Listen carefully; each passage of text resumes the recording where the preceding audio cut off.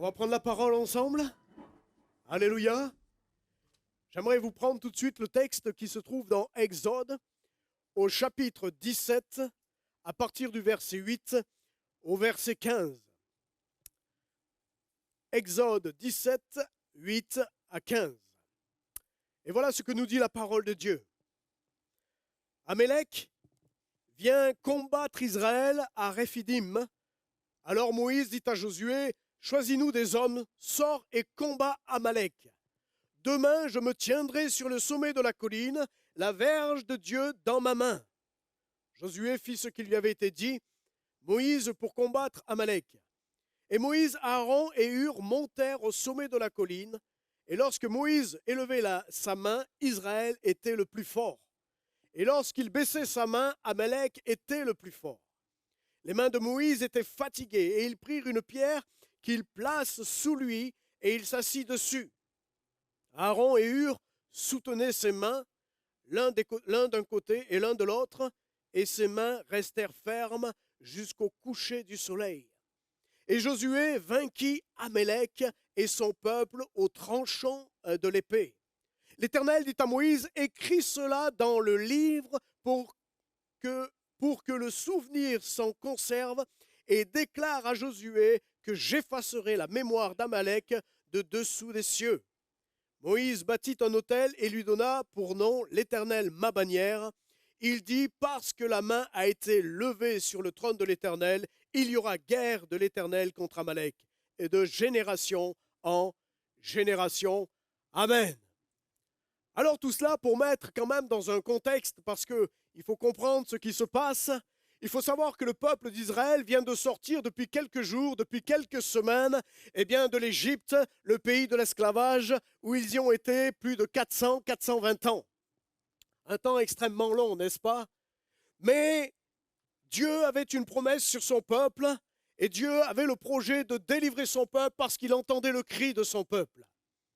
Et Dieu envoie Moïse, et on a vu, tout travers, à la fin, vers la fin des 400 ans, comment Dieu a agi par différentes plaies, et 10 plaies exactement. Le peuple de Dieu a vu la puissance de Dieu agir pour le libérer.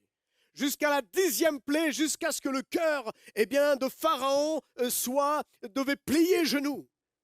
Ils ont vu aussi à la sortie, combien Dieu a ouvert la mer Rouge. Ils ont vu aussi, après cette traversée de la mer Rouge, comment les eaux de Mara, qui était une eau de source amère, Dieu en a fait une eau de source, douce.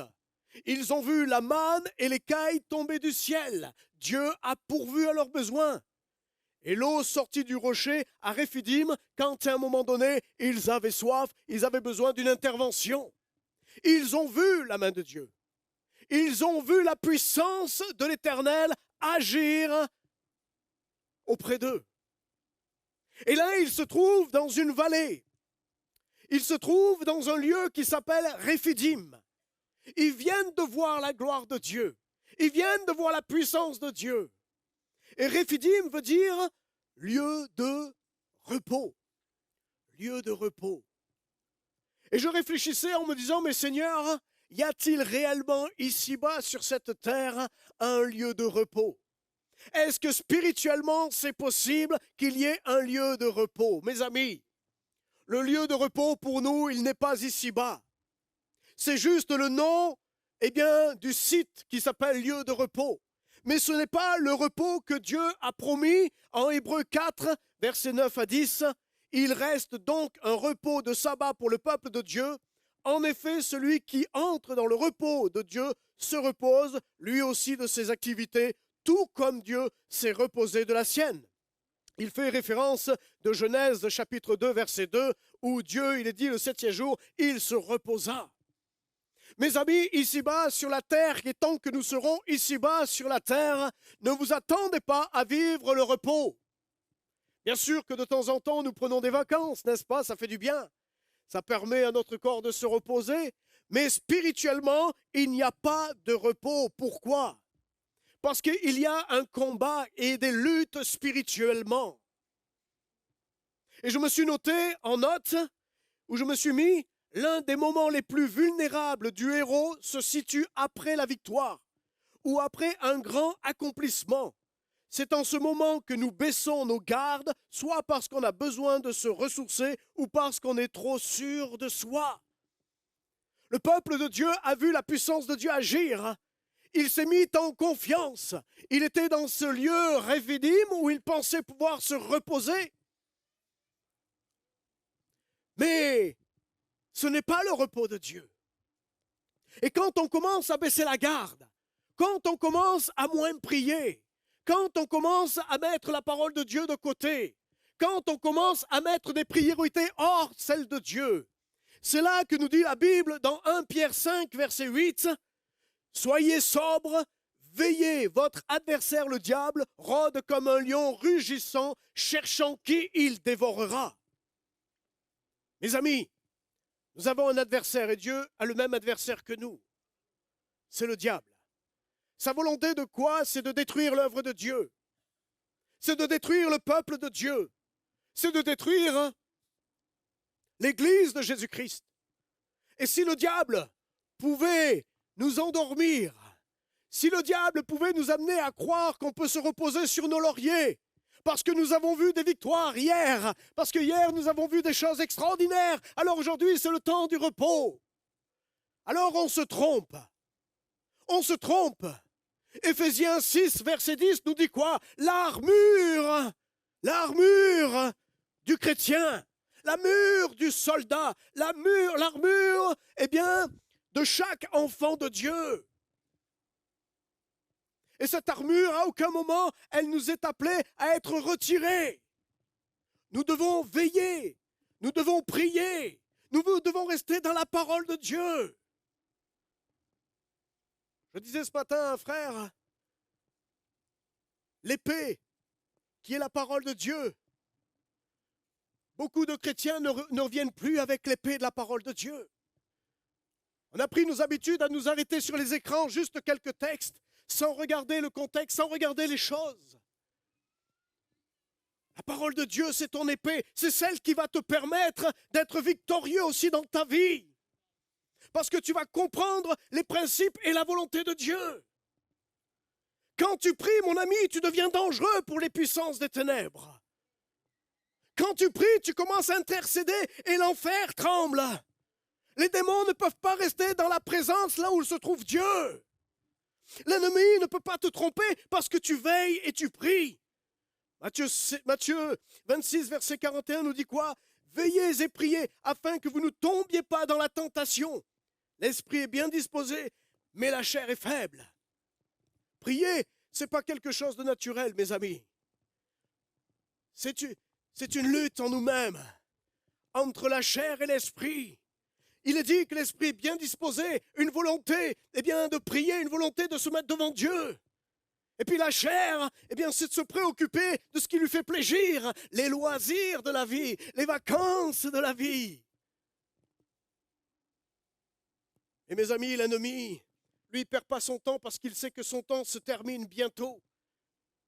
Il sait qu'il est perdu, mais en attendant, il continue avec ses armées démoniaques à vouloir détruire ce monde. Mais s'il pouvait atteindre la prunelle des yeux de l'Éternel, qui est son Église aujourd'hui,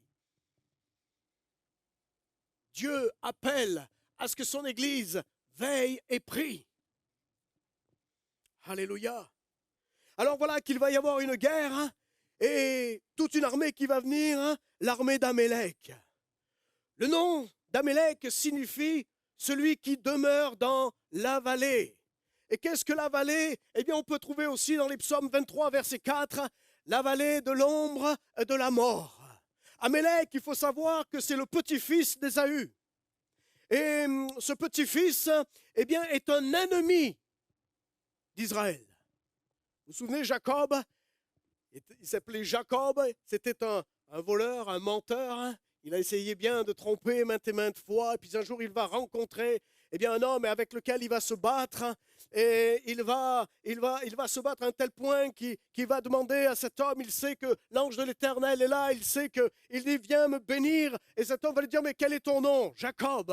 Et aujourd'hui, tu ne te rappelleras plus Jacob, mais tu t'appelleras Israël. Israël. Mon ami, depuis ta nouvelle naissance, tu as changé d'identité. Tu ne t'appelles plus ce que tu étais auparavant. Tu es devenu une créature nouvelle. Et c'est cette créature nouvelle dont le diable veut détruire. C'est cette créature nouvelle dont Jacob est passé à Israël que l'ennemi essaye de détruire Israël encore aujourd'hui. Mais nous croyons que celui qui est en nous est plus puissant que celui qui est dans ce monde. Amen. Sinon, nous perdons notre temps et notre salive. Mais nous sommes convaincus parce que celui qui est en nous nous révèle ce que nous sommes en Jésus-Christ. Jésus a vaincu les puissances des ténèbres. Alléluia. Et donc, il va y avoir ce temps de guerre dans la vallée de Réphidim. Et Moïse va sentir les choses et il va dire à Josué, rassemble des hommes de combat, et moi-même, avec Hur et Aaron, nous allons monter sur la colline.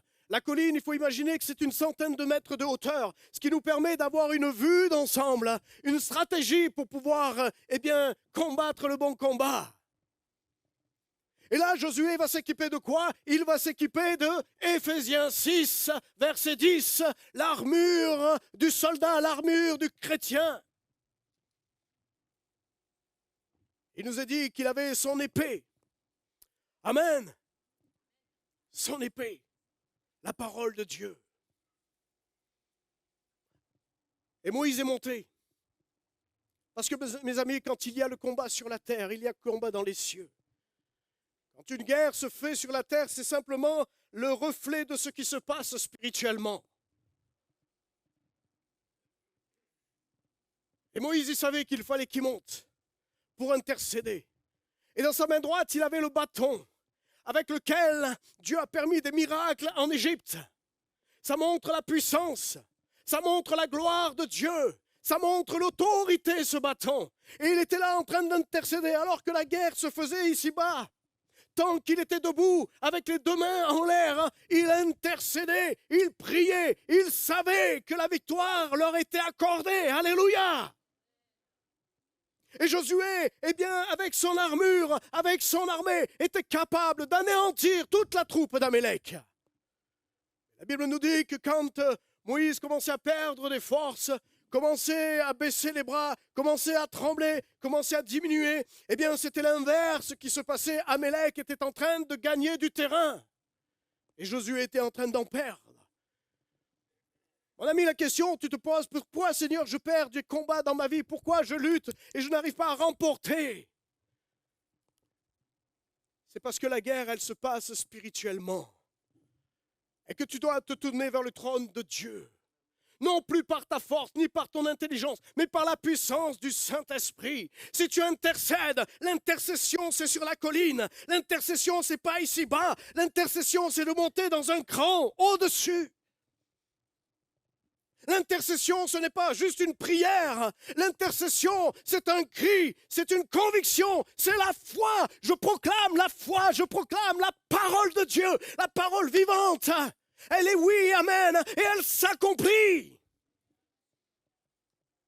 Mais quand il était dans la faiblesse, Moïse, Josué et Hur ont bien compris qu'ils avaient un rôle important. Ils vont lui apporter une pierre. Dans d'autres versions, un rocher. Parce que ce soir, sur une pierre, c'est pas beaucoup. Et il va s'asseoir sur une pierre. Les amis, la pierre, la parole de Dieu. Moïse va s'asseoir sur la parole vivante qui s'est faite chair. Son nom est Jésus-Christ. Moïse s'assoit pour une stabilité, une solidité. Dans la parole de Dieu, mon ami, quand tu es solide dans la parole de Dieu, quand tu connais la parole de Dieu, quand tu te laisses, interpeller par la parole de Dieu et tu commences à obéir à ce que la parole de Dieu, tu commences à te tenir dans la parole de Dieu. Mon ami, tu es inébranlable. La maison n'a pas été construite sur du sable mouvant. La maison, notre maison, a été construite sur le roc, sur la personne de Jésus-Christ, sur la parole toute puissante de Dieu. Il y a des fondements solides, une assise solide. Tu ne peux plus être ébranlé. Tu prends l'autorité. Josué avait l'autorité par la parole, par l'épée, et Moïse avait la parole par la pierre et le rocher. Quel que soit sur la terre ou dans le ciel, Christ règne. Christ règne. Alléluia. Seul Christ règne, mes amis. Crois-le dans ton cœur. Et puis, dans ce combat, eh bien, Moïse va continuer à être affaibli parce que les bras, essayer de tenir toute une journée les bras en l'air. Il va commencer à affaiblir. Mes amis, il y a deux stratégies, il y a deux choses dont on a besoin dans l'Église pour remporter la victoire. La première, je viens de le dire, c'est la parole de Dieu, c'est le roc. C'est Jésus-Christ, notre Seigneur et notre Dieu. Mais Dieu ne fait jamais rien sans nous, mes amis. Si nous sommes une église, c'est que Dieu nous appelle aussi à être participants pour être plus que vainqueurs. Il y a le partenaire spirituel qui est nécessaire dans nos vies. Hur et Aaron savaient qu'à ce moment-là, ils avaient un rôle important. Ils ne se sont pas juste contentés en se dire « Oh, c'est Moïse, oh, c'est le leader, il va être capable de faire les choses. » Non, ils perçoivent que Moïse commence à perdre ses forces. Ils s'aperçoivent qu'ils ont un rôle important. Mon ami, ton bonheur dépend de celui des autres. Ton intérêt dépend de celui de l'ensemble. Si tu poses ton regard sur ton propre intérêt, tu vas te noyer, tu vas te perdre. Mais si tu portes l'intérêt de l'ensemble de tous, Aaron et Hur avaient pris conscience que non seulement la guerre était en train de perdre, mais il y a tout un peuple, les familles, les enfants, les grands-parents, les femmes qui étaient de l'autre côté de la colline qui attendaient après le combat. Ils savaient que si la guerre se perdait au niveau de l'armée, c'était tout le peuple qui était anéanti. Ils n'ont pas regardé leur propre intérêt. Ils n'ont pas commencé à critiquer Moïse parce que dans son ministère, il avait des failles. Combien de fois les ministères sont ciblés parce qu'on veut mettre sur le ministère une pression? Mes amis, chacun ici est responsable de la vie de l'Église. Je le dis de tout mon cœur, parce que c'est une réalité. Nous sommes juste des serviteurs. Moïse n'était juste un serviteur de l'Éternel. Le peuple était à l'Éternel. Nous voulons l'unité, mes amis. Alors ça veut dire que soyons des Aaron et des Hur. Prenons conscience que si la santé de l'Église va bien, c'est parce que tout le monde y porte de l'intérêt. Tout le monde a un rôle. Alléluia. Aaron et Hur ont bien compris que tout se jouait là. Ils ont mis de côté certainement des choses qu'ils avaient peut-être dans leur tête. Ce qu'ils ont regardé, c'était l'intérêt de tous. La Bible dit que si ton frère souffre, c'est tout le corps qui souffre. Vous croyez qu'on perd le temps les mardis et les jeudis à prier ici, pour les uns et pour les autres? C'est parce que nous voulons porter l'intérêt de l'autre avant le nôtre. L'intérêt de Dieu premièrement. Alléluia. Est-ce que tu te sens concerné aujourd'hui dans l'Église? Est-ce que tu prends et réalises que si tu n'es pas aux côtés d'eux, tes frères et sœurs, ça a un impact sur la vie de l'Église? Excusez-moi d'être si passionné dans mon cœur. Mais je crois que nous vivons dans les temps de la fin. Jésus a dit, je reviens bientôt. Trouverai-je encore de la foi? Trouverai-je encore une église qui non seulement me loue, qui non seulement cherche mes voix, qui non seulement cherche ma parole, qui revient à ma parole, qui me cherche de tout son cœur? Ou est-ce que je reviendrai dans un système où chacun cherche son propre intérêt, où l'Église n'est pas unité, où l'Église ce ne sont pas seulement des pierres vivantes ensemble, mais ce sont des pierres peut-être vivantes mais dispersées à droite et à gauche qui peuvent mourir par elles-mêmes? Trouverai-je encore de la foi? L'intérêt des autres contribue à mon intérêt. Alléluia. Et Aaron et Hur vont comprendre que c'est maintenant que leur rôle devient important. Jusqu'à maintenant, on ne voyait pas parler d'eux, si ce n'est qu'ils montaient avec Moïse. Mais là, on trouve leur nom. Et ils commencent à se lever tous les deux, l'un à sa droite et l'un à sa gauche. Et ils vont tenir les bras de Moïse. Et là, le miracle de Dieu se manifeste. Les ennemis Amalek, eh bien, vont être tous détruits par l'épée de Josué en bas, dans la plaine. Mes amis, ne croyons pas que nous sommes arrivés. Ne croyons pas que nous pouvons nous reposer sur nos lauriers. Et ne croyons pas qu'en ayant des discours les uns sur les autres qui ne glorifient pas Dieu, va faire avancer le royaume des cieux. Donc un jour, je ferai une étude sur l'unité dans l'humilité. C'est ce que Dieu m'a mis à cœur pour l'Église. Chers amis, la guerre, le combat est dur. L'ennemi est dur. Mais Jésus l'a vaincu. Et Jésus nous a donné son autorité. Il nous a donné sa puissance. Il nous a donné son nom dans lequel les Jérichos tombent. Les Goliaths tombent. C'est en Jésus-Christ que nous avons la victoire parce que lui a déjà remporté toute chose il y a 2000 ans. Et qu'il nous est possible aujourd'hui, ensemble, eh bien, de combattre le bon combat de la foi. Non pas contre la chair et le sang, non pas contre les hommes et les femmes de ce monde, de qui que ce soit, parce que nous nous trompons de combat. Ne combattez pas le sang et la chair, mais les puissances des ténèbres. Mes amis, ce qui se passe dans ce monde aujourd'hui, ce n'est que le reflet de ce qui se passe dans le deuxième ciel. Il y a des combats, il y a des luttes, il y a de l'acharnement.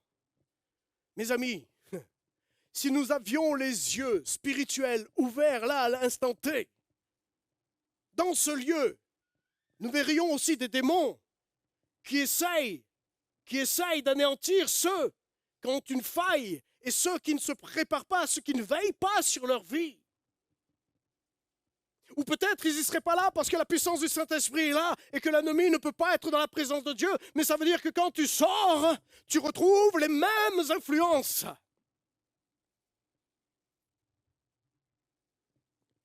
Mais je crois que Dieu aujourd'hui veut nous parler à travers sa parole et nous dire, mes amis, comme Hur et Aaron, soyez des hommes et des femmes de foi. Soutenez-vous les uns les autres. Mettez de côté ce qui fait les discordes et les disputes. Ce n'est plus le moment, le temps est court. Le retour de Christ est pour bientôt. Jésus vient chercher une église sans rides et sans taches, une église qui se prépare, une église qui s'aime. Une église qui a le souci des affaires de son Dieu. Amen. Romains 8, 31, si Dieu est pour nous, qui sera contre nous? Alléluia. Si Dieu est avec nous, je n'ai rien à craindre pour mes lendemains. Je n'ai rien à craindre pour ce qui arrive. Et même si ce monde est en train d'être en ébullition, en situation constante, pour nous, ce sont des signes de son retour. Jésus l'a dit dans Matthieu 24. Quand vous verrez toutes ces choses, mais ne vous inquiétez pas. Il faut que ces choses, elles arrivent, Jésus dira. Il faut qu'elles arrivent. Mais vous, en attendant, combattez le bon combat. Tenez-vous auprès des uns et des autres. Soutenez vos autorités dans l'Église. Je sais que c'est un sujet un petit peu particulier, mais regardez aujourd'hui ce qui se passe dans notre société. L'autorité n'est plus respectée. Il n'y a plus d'autorité, qu'il n'en soit pas ainsi dans l'Église. Et je mets en garde, mes amis, je mets en garde, parce que les autorités, c'est Dieu qui les a établies dans l'Église. Et vous devez prier pour les autorités. Nous avons, Jean-Luc et moi, besoin de vous. J'ai tellement besoin de vous. Je disais à l'équipe vendredi, vous savez, des fois, quand je dois prêcher ici le dimanche matin, eh bien, j'ai tellement mal aux tripes que j'ai pas envie. Pourquoi? J'ai pas envie de rentrer dans l'erreur. J'ai pas envie d'amener l'Église dans l'erreur. Mes amis, soutenez les Moïse. Et parce que vous allez les soutenir, que vous allez être une bénédiction pour tout le peuple. C'est un intérêt pour tous.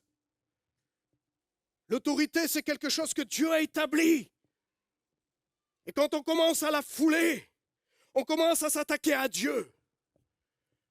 Je ne dis pas que l'autorité peut avoir toujours raison, non. Nous pouvons commettre des erreurs. Nous sommes juste des hommes, mais des hommes appelés par Dieu, loin de l'Éternel. Et nous comptons sur la grâce de Dieu, mais nous comptons aussi sur l'Église. Soyez des Aaron et des Hur. Il y en a qui sont appelés à être des Josué dans la bataille, les intercesseurs, les intercessrices. Ça se dit ça? J'ai inventé un mot. Les intercesseurs. Il y en a qui sont sur le terrain. Et puis il y a ceux qui sont appelés à intercéder.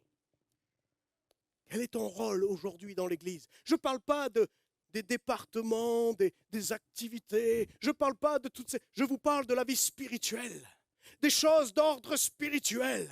Mes amis, si les mardis soirs, on est autant que nous sommes le dimanche matin, ça veut dire que l'Église a compris son rôle. Bien sûr qu'il y en a qui travaillent.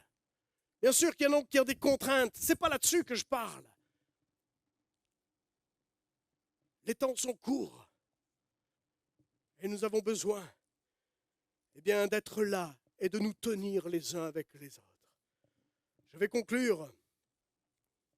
L'Éternel dit à Moïse, dans Exode 17, 14, « Écris cela dans le livre pour que le souvenir s'en conserve, et que déclare à Josué que j'effacerai la mémoire d'Amalek de dessus les cieux. » Amen. Il effacera le nom de tes ennemis. Et là encore, je dis que ce n'est pas la chair et le sang, c'est les puissances des ténèbres. On verra ça après, mon frère. Éphésiens 2, verset 6, il nous a ressuscités ensemble et nous a fait asseoir ensemble dans les lieux célestes en Jésus-Christ. Mon ami, tu ne peux pas être mieux placé. Tu ne peux pas être mieux placé. Tu es assis avec Christ dans les lieux très hauts. Assis. Alléluia. Amen. J'aimerais vous encourager ce matin à la maison de reprendre cette lecture d'Exode 17, 8 à 15 et de méditer. Mes amis, reprenez la parole de Dieu. Reprenez le rocher. Réinstallez-vous sur lui.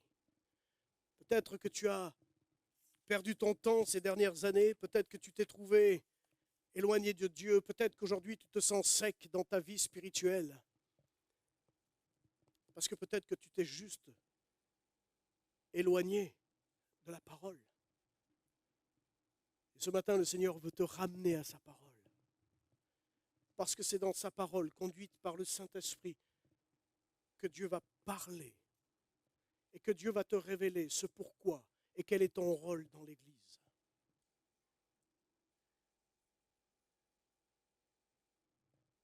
Vous savez, tous les grands évangélistes de ce monde, comme Billy Graham, Reinhard Bonnke, etc., s'ils ont eu de la puissance dans le ministère, ce n'est pas parce qu'eux, ils étaient sur l'estrade. C'est qu'en lisant les archives et en regardant les biographies, eh bien, on s'aperçoit qu'en sous-sol, il y avait toute une équipe d'intercesseurs, jour après jour. Et que le résultat, eh bien, de l'œuvre de Dieu dans les peuples, c'est bien parce qu'il y avait des hommes et des femmes, des Hur et des Aaron, qui intercédaient pour la puissance de Dieu à travers le ministère. Il n'y a pas de secret. Qu'est-ce que tu désires aujourd'hui? Comment veux-tu servir le Seigneur de manière spirituelle? C'est une question que je te laisse ce matin. Et que vraiment, le Seigneur puisse te révéler et te faire comprendre. Amen. Père Céleste, je veux te bénir ce matin.